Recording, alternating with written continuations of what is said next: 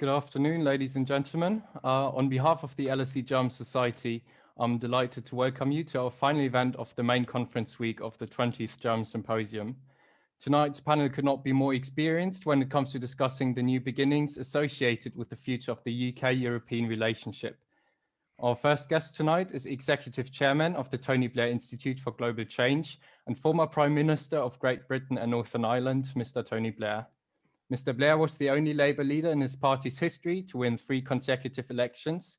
He secured the Good Friday Agreement in 1998 and introduced landmark legislation to tackle climate change. Since leaving office, Mr. Blair established the Tony Blair Institute for Global Change and most recently has given direct support to leaders across the globe in their fight against COVID. Welcome, Mr. Blair, and it's a pleasure to have you with us. Our second guest, live from Berlin, is Germany's Minister of Finance, Vice Chancellor and Chancellor candidate for the German Social Democratic Party in this year's general election, Mr. Olaf Scholz. Before serving in his current positions, Mr. Scholz was first mayor of Hamburg from 2011 to 2018. He was a member of the German Bundestag from 1998 to 2011, while holding numerous positions in his party, and served as Federal Minister of Labour and Social Affairs from 2007 to 2009. Welcome, Mr. Scholz, to the German Symposium once again.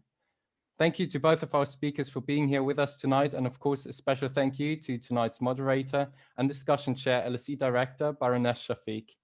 I think we're all looking forward to a fruitful discussion, and on this note, I will hand over to you, Minouche. Thank you. Thank you so much. Thank you so much, Nicholas. Hello, everyone. I'm Minouche Shafiq. I'm the director of the London School of Economics and Political Science, and we're delighted to have Tony Blair and Olaf Scholz with us for this event. The theme is new beginnings, and of course, this is a time for a new beginning in the UK's relationship with the European Union. It's a fitting topic for us at the LSE because we have strong links to Europe and the world, and we are committed to being a place where different perspectives come together and global cooperation is encouraged. Now, Brexit has often been referred to as a divorce, and which will clearly have huge impact on the relationship between the UK and the European Union. But this is a divorce with many, many children, a shared history, extensive trade and financial relations, and common interests around climate, security, and human rights. Already, the first month after the divorce has thrown up some challenges around borders and vaccines. As is often the case, even when people get divorced, the first month can be a bit rocky. But our challenge today is to see through these transitional tensions and think about the children and their future. So let me start with some questions for our distinguished panelists, and then we will turn to the audience afterwards. And I'm going to start with Olaf Scholz. Well, this is the third time you have kindly visited us at the LSE, this time not in person, but this is your third German symposium at the LSE.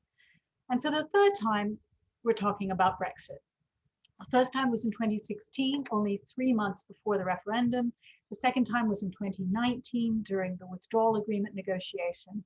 And here we are again in 2021, where the transition phase has ended and we're beginning to see some of the real effects of Brexit. So the question is, when you come and visit us next, will we still be talking about Brexit?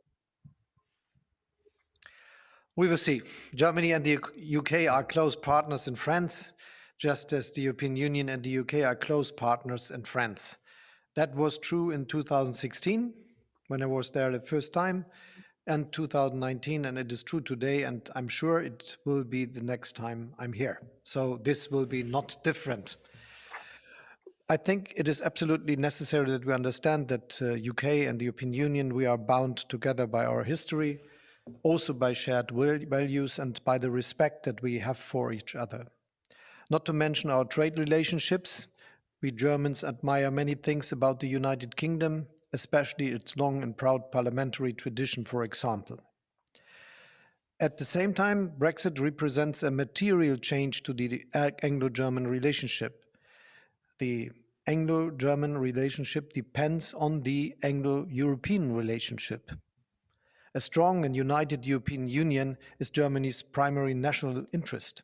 In the policy areas where Europe has decided to act together, Brussels is London's relevant counterpart. Therefore, it would be a mistake for the UK to think that bilateral ties could be a substitute for engaging with the EU post-Brexit. There is no substitute to continuous and close EU and UK cooperation. We need a pragmatic working relationship built on mutual trust. To this end, the UK not affording full diplomatic status to the EU ambassador is not helpful, unfortunately. As to what we will be talking about the next time, I think we will need to focus on the big issues. In the short term, we are talking about our fight against the pandemic, but in the medium to long term, we will be talking about transformation. We are in the midst of a major ecological and digital transformation. This transformation will be the defining challenge of the 2020s for Europe and the UK. As democratic societies, we need a plan to deal with this change, a plan that overhaul our economies and at the same time make sure that progress offers opportunities to everybody. Last time I was there, I discussed that we are not discussing about the compensating the losers of the economic development, and you are remembering it. But I think it is now our task to discuss about what to do that this will not happen, that the people are not part of the future, be it in Doncaster or in Duisburg. The alternative would be deindustrialization, a surge of populism, perhaps even the next Trump. Developments that would ultimately pose a threat to our way of life. Shaping transformation is the most important political task of this decade for Germany, Britain, and for the European Union. And I think this altogether is what we have to do. Okay, thank you very much. Let me turn to former Prime Minister Tony Blair. You have not been an enthusiast for Brexit, and you have even talked in sometimes about the UK eventually returning to the EU. Now that the post-Brexit trade deal is in place, how do you think Britain can use its new position outside of the EU? And do you see any potential advantages that the UK could harness on the global stage? Well, Manish, first of all, it's a great pleasure to be with everyone at the LSE German Symposium. I didn't go to the LSE myself, but my wife did, so it's got a special place in our household. And you know, the fact the LSE's hosting this is an indication that whether we're in the political structures of the European Union or not, or its economic structures, there are ties of history and values and interests, and of course geography, that won't and shouldn't change. It's also, by the way, a great pleasure to be with Olaf Scholz, and to say, by the way, in parenthesis, that I agree entirely with what he says about the refusal to give full accreditation to the EU representative. But you know, that's just a sort of, it's an indication of the choice that's before us now. Because inevitably, with Brexit, there's going to be friction where there wasn't before. Now that friction can take the form of trade friction, and we've already seen this in the weeks since we actually left the single market of the European Union. And you know, that friction is going to continue, frankly, because there's still going to be issues that we've just seen, issues around Northern Ireland. There are going to be issues over the flow of goods. There's still a lot to be negotiated in the Brexit agreement.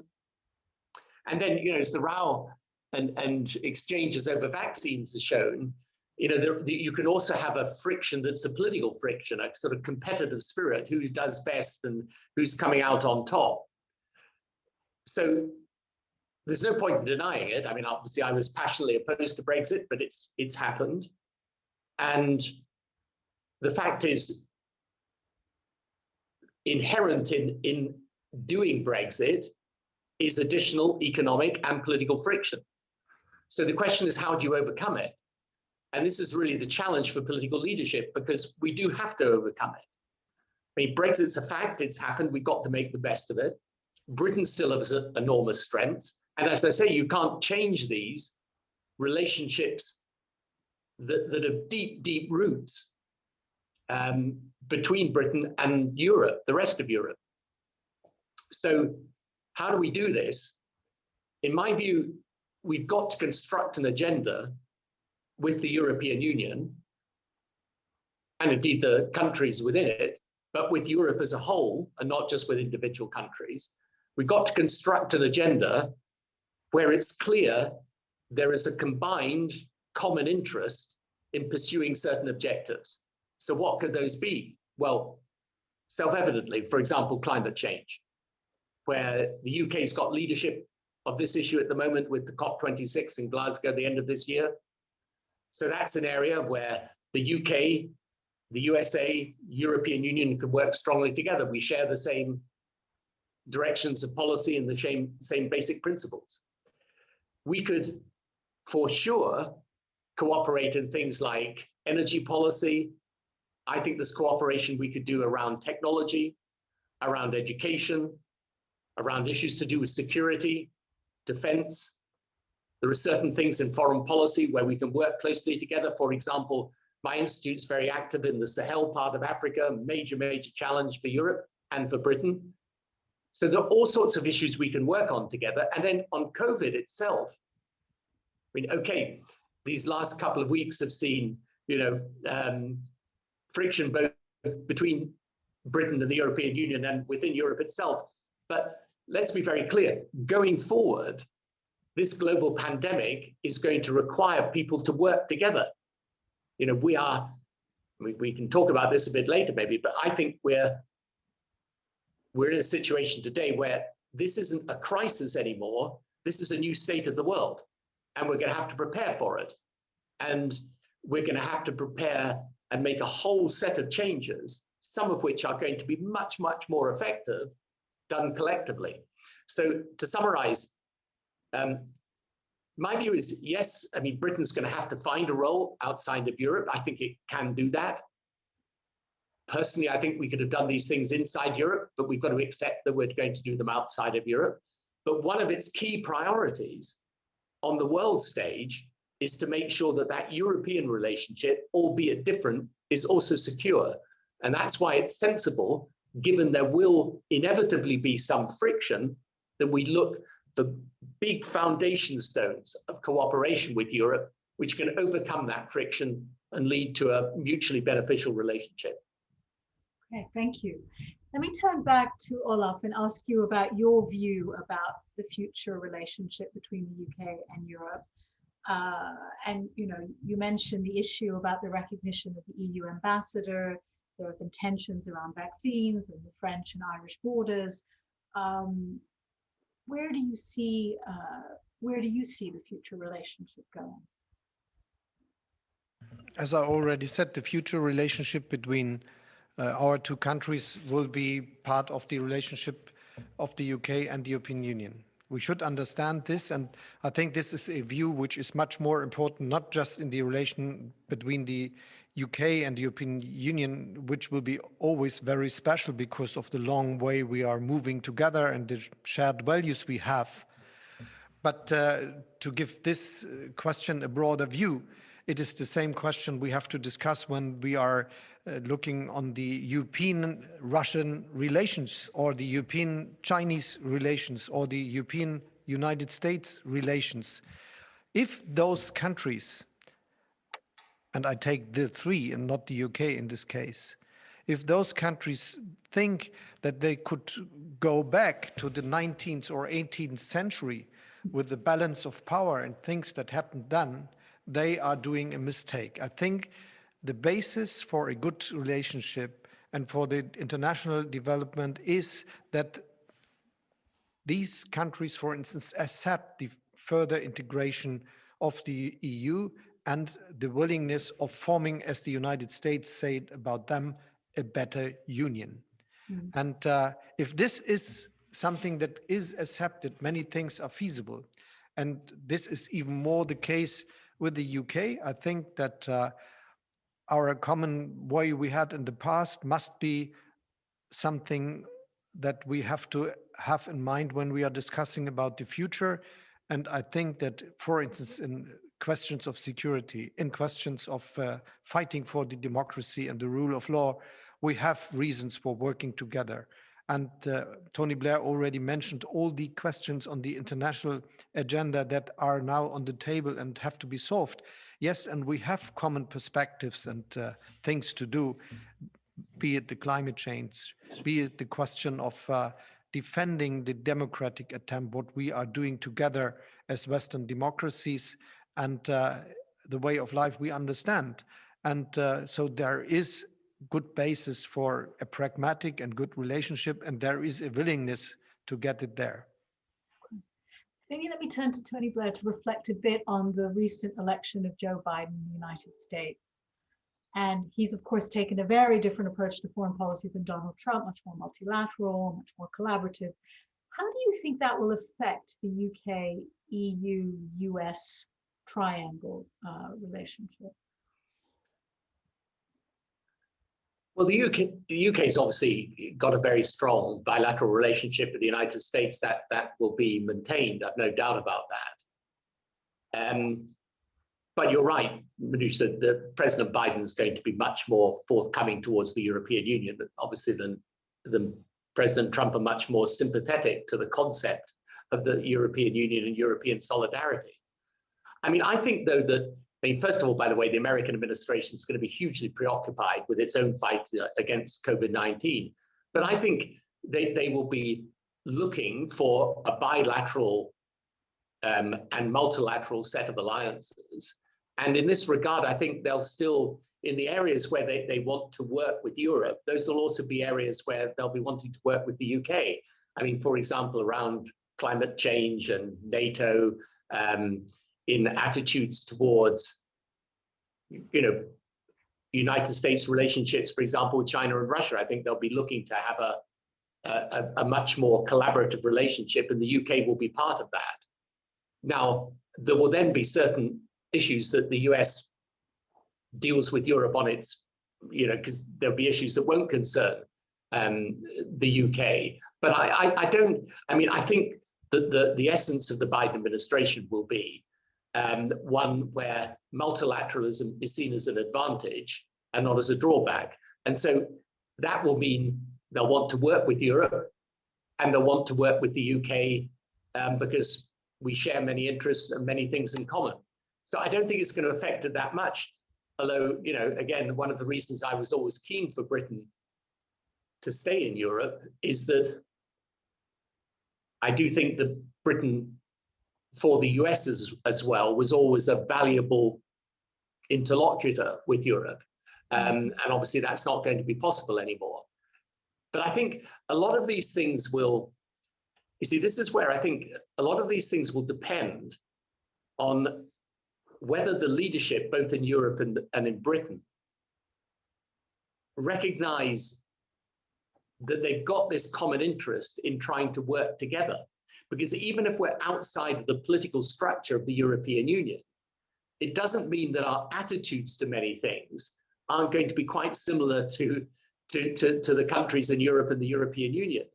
And therefore, one of the things I think is really important, because this is what I learned in politics, is your partnerships only really get value when you as a political leader of your own country are prepared to spend your own political capital in furtherance of a collective effort.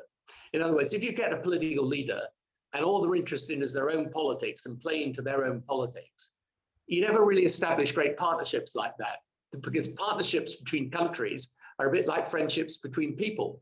You know, the friends you value, the people who are there with you at the difficult times, who aren't always trying to exploit the relationship, but actually trying to make it one of mutual benefit.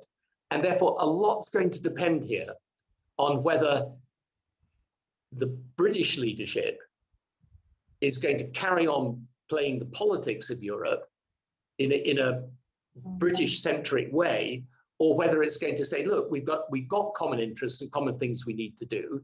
And when it comes to the relationship with America, there are many areas in which Britain's going to be sitting alongside Europe on the same, not necessarily, well, it won't be part of the same structure, but it'll be very much on the same side of the table. And again, if we're imaginative about that and committed, that will help, I think, give the European countries some comfort that the difficulties of the relationship, as you have that divorce, as you called it at the beginning, that those difficulties are now being settled down. And this is a situation which two people, even though they're no longer in the same household, can still get on well together. Let me turn to a question from one of our audience for Olaf. I'll start with Olaf Scholz. It's from Sebastian de Hoek, who's a University of Oxford student who's in Munich, which is the state of our world at the moment. And his question is, do you worry that the EU will be dominated too strongly by Germany now that the UK has left the German, French, British diplomatic triangle? And might this dominance trigger negative reactions from other EU member states and strain inter-European relations? This is a very good question. And I think we have to understand that something happened many people in Europe were afraid of for many centuries. A strong Germany united in the center of this Europe. And there was a better balance when the UK was part of the European Union, because then there were a lot of strong nations together, and now there are still a lot of strong nations together, but there is this big country in the center with more than 80 million people and with a very strong economy. But the consequence for us as Germans must be that we understand the success of Europe as the main question of our national interest, that we as the people, we as the parliamentarians, we as the government understand that we cannot play the game of producing bad mood about the European Union, demanding things and not helping to solve the problems. We must make proposals that are in the interest of a better union. And I think we managed to do this to turn our policies to a strategy like this, especially in the last year. So I worked very hard to develop the architecture of what is now called the European Recovery Program, Next Generation EU, or how it is, however someone will name it. It was my understanding that if Germany would make it through the crisis without looking at its neighbors, it will never work, not for Germany and not for the others. And so it was a good step that we said we will have common debt, a debt of the Union, which will give the member states that need more support the chance to fight against the COVID-19 pandemic and to restructure their economies so that there will be further growth in the future. It is 750 billion, it's quite a lot of money, and we launched another program before that, which was another 300 billion. So this together is 1 trillion of euros that is spent for an answer of the Union to support also all the member states. And doing this, we decided to pay back together, and this is the starting point for the fiscal union anyone was waiting for so long. So we built this currency union with the euro, but we forgot to build a fiscal union that could work. But deciding on the sovereign debt of the union and deciding of paying it back with own resources of the union is the step into a better integrated union. And this is why I called it the Hamiltonian moment, referring to the first finance minister of the United States. Yeah. And my view is that we should continue with that. We need some more majority decisions in the European process for solving problems faster. But coming back to your question, I think Germany has a certain task, and this is to be a pro-European nation. People, parliament, government. Okay. Let me turn to a question which I'll start with you, Tony, from Philip Nelson in London, a retired Foreign Service officer and member of the British-German Association. And he said, both the UK and Germany have elements in their societies and populations who have a nationalist rather than an internationalist outlook. They may be populist and even anti-democratic. What can Britain and Germany do together in practical terms to cope with this problem? That's a good question, actually. And sorry, Olaf, I was just, when you were comparing the recovery program to the sort of Hamiltonian moment in the US, I was just wondering whether you're gonna have a musical about yourself in a future times. This would be, yes, and it will be also in my city where I was the mayor in Hamburg very soon. I think you should aim for this. That's my advice. Yeah.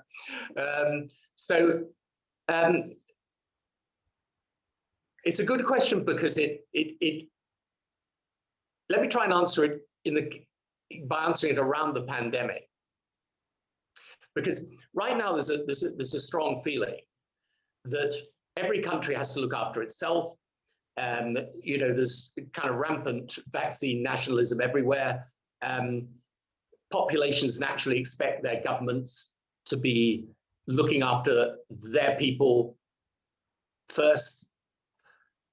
And yet, when you actually look at what's going to be happening in future years,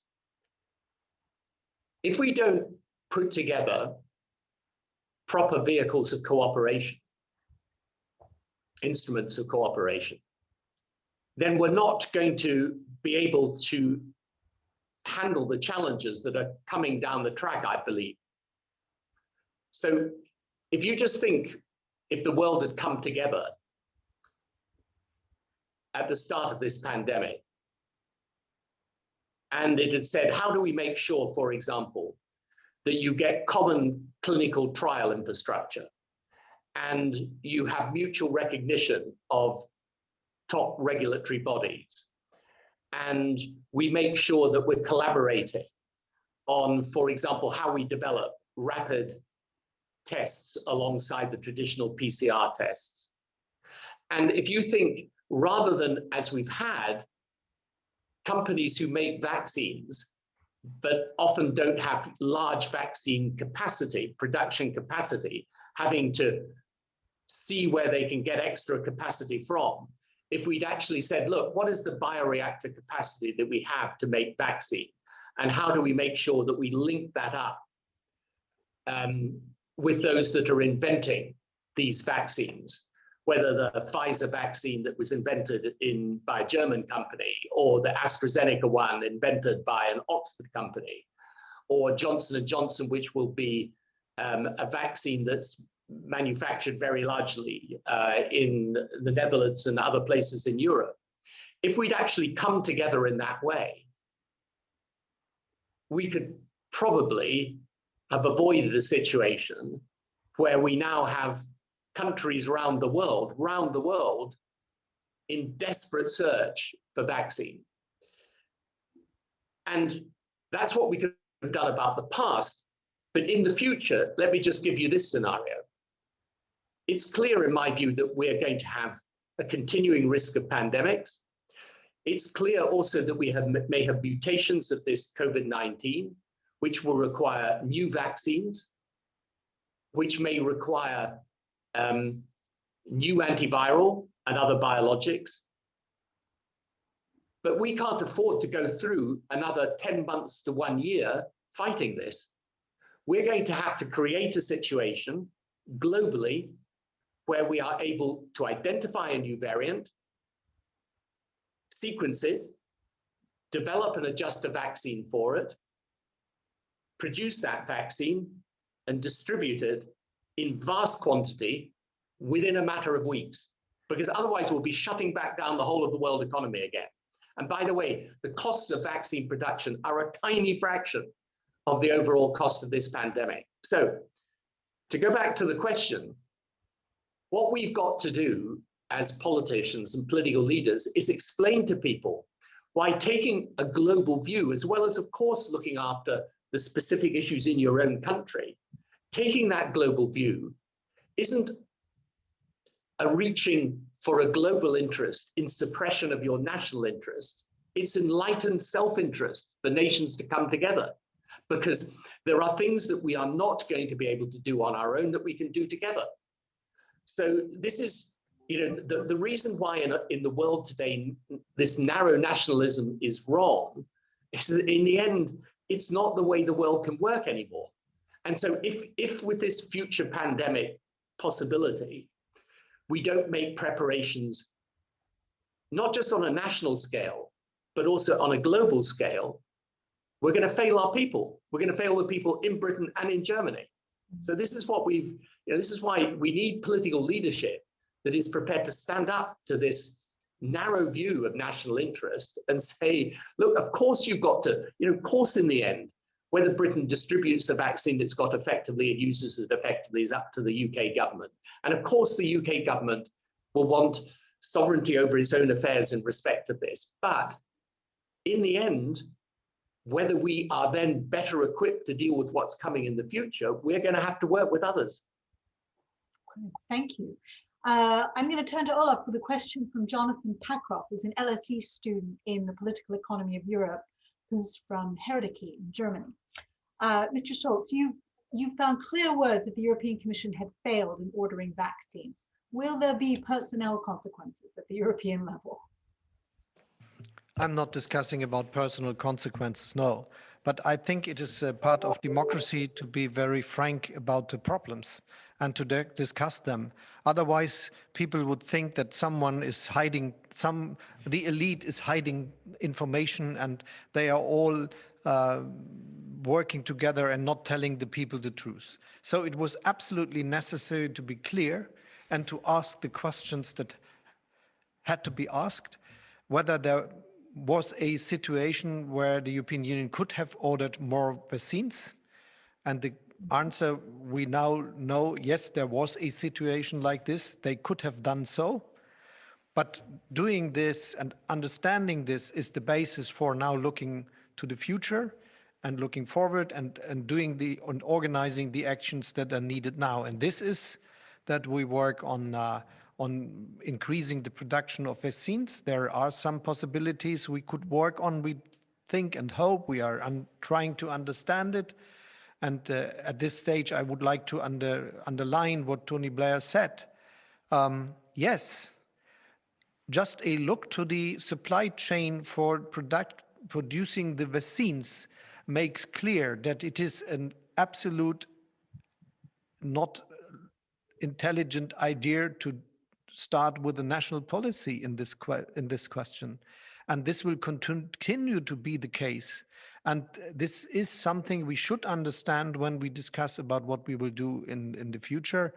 And especially if we understand many things about the new vaccines which are developed by BioNTech and CureVac in Germany and Moderna in the United States, we will understand that they are able to react very, very soon to new developments, to mutations and to all this. If the technology is now developed, they worked on this 20 years for fighting against cancer, but they are able to use it now for this problem we have together. But we should understand that even these productions are related to the supply chains that are spread all over the globe.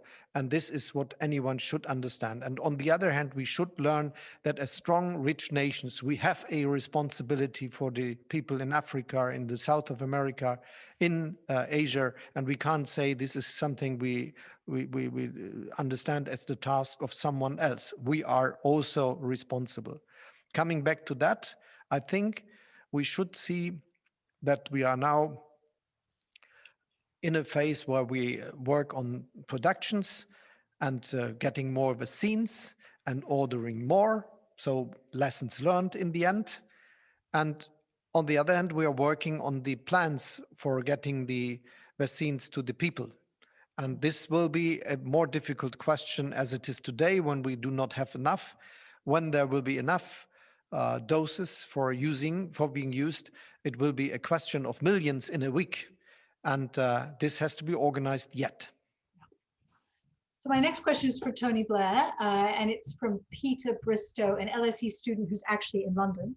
And the question is, Does the Northern Irish Protocol have a future? What happens to the UK-EU future relationship if the next Northern Ireland Assembly votes to suspend the protocol in 2025? And there's a similar question from David Roos in Dublin, who says, with the expressed anti-Brexit views of Scotland and Northern Ireland's voters, will the United Kingdom of Great Britain and Northern Ireland exist in 5 years' time? Yeah, well, there are again two very good questions. Close to your heart, those questions. Yeah, I mean, look, as Prime Minister, I was part of the negotiation, obviously, and we negotiated it directly. I negotiated it personally, actually, the Good Friday Agreement, so I'm extremely attached to it.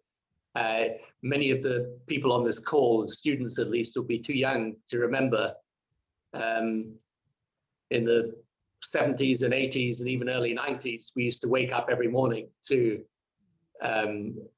acts of violence, terrorist atrocities, sectarianism, conflict. Northern Ireland was barely out of the news and barely out of it for very difficult and damaging reasons. So that Good Friday Agreement was all about making sense of the island of Ireland and not just of Northern Ireland and the Republic as individual entities. So the protocol that was agreed was a protocol, look, as people like myself said at the time, the protocol was the inevitable consequence of deciding, one, that Britain would leave the single market and customs union, but two, that Northern Ireland should be in a position where there was free movement and access across the border between Northern Ireland and the south of Ireland. And if Britain leaves the single market and customs union, where previously we used to the free flow of goods and people,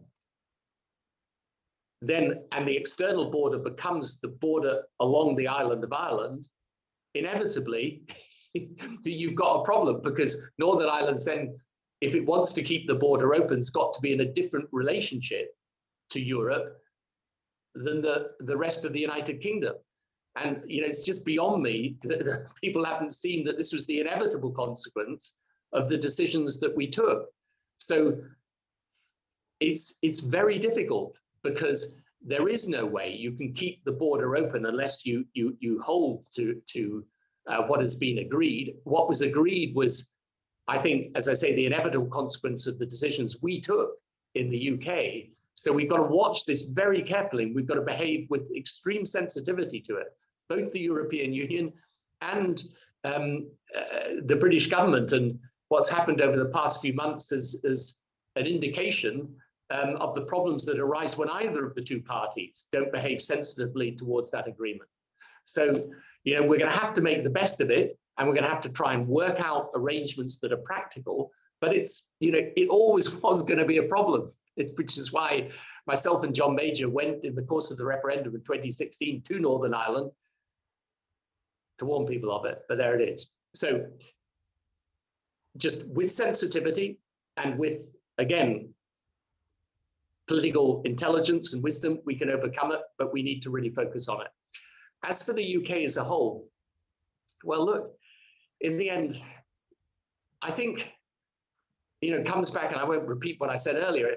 I think it's going to be, for Scotland's in a slightly different position. I mean, Northern Ireland's got a very specific problem, which, as I say, I think we can deal with. For Scotland, it's really, the Scottish independence question was settled by the referendum in 2014, but Brexit's put it back on the agenda again. And therefore, again, I think unless the UK shows the Scottish people that we can have a constructive relationship with Europe, even outside the political structures and economic structures of the European Union, then it becomes much harder to keep the Union together. Now, I believe we will stay together, but it's a big struggle.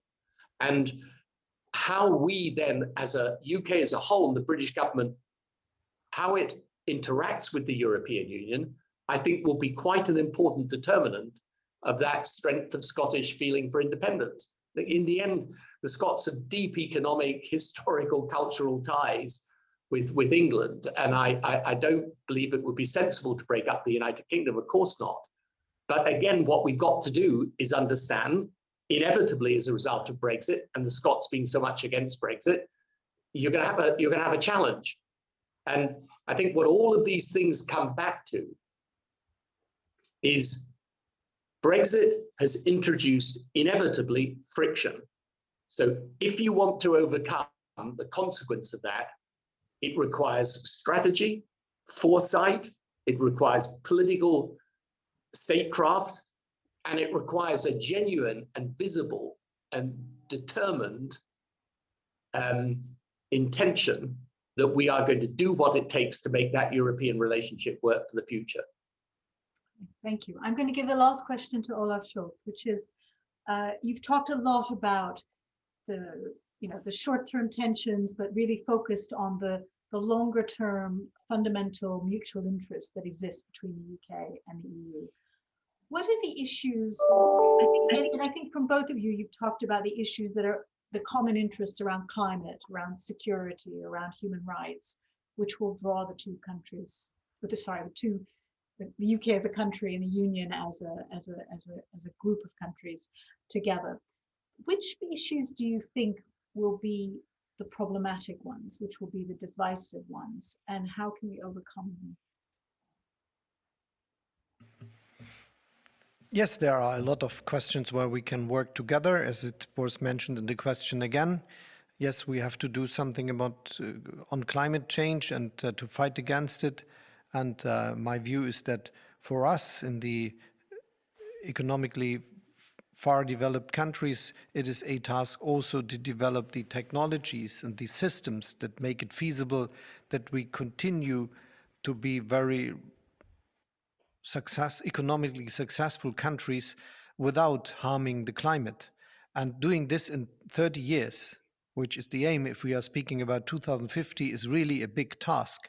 We shouldn't forget that industrialization, which has exists since some people say 250 years, mainly focuses on the use of fossil resources. And so this is really something where we have to find out how to do it and how to manage it. We have the ideas about that, but now we have to be very strong. I think and this was the question, what are the more problematic questions in the cooperation? It is the question of the idea how we work together, and if it's with a sense of cooperation, or is it with the sense of being the best and fighting against the other? I'm very much supporting the idea of acting with a sense of cooperation, and this is good for the people, and this is good for the economy, and it needs leadership on both sides, as Tony said already. You cannot just wait for it. You have to do something, and you have to act into this direction. Otherwise, you won't be successful. And so I think there are good ways where we can cooperate, for instance, in the NATO, or where we can cooperate in security measures or in international relations. The world we will live in will be completely different to the one we are experienced to. It will be 10 billion people in 2050. And it will be very strong nations. So to give you my view on that, I don't believe in a new bipolar world, which is not United States and Russia, but United States and China. No, even all the other Asian nations that are now becoming stronger and stronger will not accept a bipolar world like this. Not Korea, not Japan, not Vietnam, not Indonesia, not Malaysia, not India, and so on. And this will be similar to some nations from Africa or the South of America.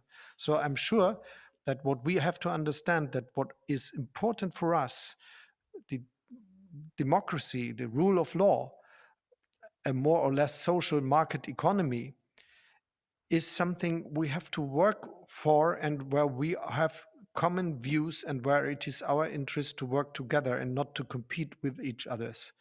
And with this idea, with this principles, I think we can be successful. but it will be all the time leadership. There is a very a saying in Germany, which mostly older men say to the younger, but as Tony and me, we are very young men, we can use it. I would say it's as you shout in the wood, it calls back to you, something like this. And I have a lot of experiences. If you are not saying these nasty words of nationalism, the people do not ask you for. It is completely different. And I have a lot of experiences like this already in the last years when I was now the finance minister of Germany. We had a struggle with Greek again, with Greece. And there was no problem in the public because I just said we will solve the problems, and no one asked me for restarting this very bad discussion we had some years ago. We had some discussion with Italy on how they stick to the plans and developments of economic stability, but we never said aggressive things about it, and no one asked me to say it. And this was the same now with the big turn on the question of cooperating in European affairs and giving a very strong common fiscal response. There was nearly no real opposition to a German policy which was exactly pro-European. And I think this is the same with the EU and UK relationship. If there are no leaders on both sides always saying that this relationship is a problematic one, if they won't do not start in fighting against each other, if they say, yes, it is our first attempt to cooperate, it will happen, and no one of our people will ask her to do it different. It is mostly the politicians itself that themselves that produced the anger and all the struggles that made it more difficult. So if they do not do things like this, they will have an easier life, and we have all together a better life in our cooperation. Fantastic. Very good note to end on. Thanks to both of you for a wonderful conversation where in the end, it seems that the future of the UK-EU relationship lies in the hands of good political leadership. And I think we all have to hope that that comes. I'm going to turn now to Maurice Hurt, who's from the LSE German Society, to close the symposium. Thank you, Minouche, and thank you to our guests, Tony Blair and Olaf Scholz, for this truly fascinating and encouraging discussion. This has been a very fitting event to conclude this week. After Britain's withdrawal from the EU, we had set as our mission to bring leaders from both sides of the channel, at least sometimes together, to keep the good relationship going. So thank you to our guests and to the LSE for allowing us to have that very small role. Normally, I would close by saying that we're looking forward to welcoming our viewers all back next year. However, for our 20th anniversary, we will continue with bi-weekly events beyond this week until 25th of March, with guests including Ursula von der Leyen, Prime Minister Pedro Sanchez, and many other guests and cabinet members from UK and German cabinets. So instead, I'd like to say to our viewers, thank you for joining us this evening, and see you next week. Thank you. Auf Wiedersehen, right? Thank you both so much. Thanks very much, Olaf. All the very best. Thanks, everyone. Thanks, Minouche. Bye-bye. Thank you, Nicola. Bye-bye. Bye-bye.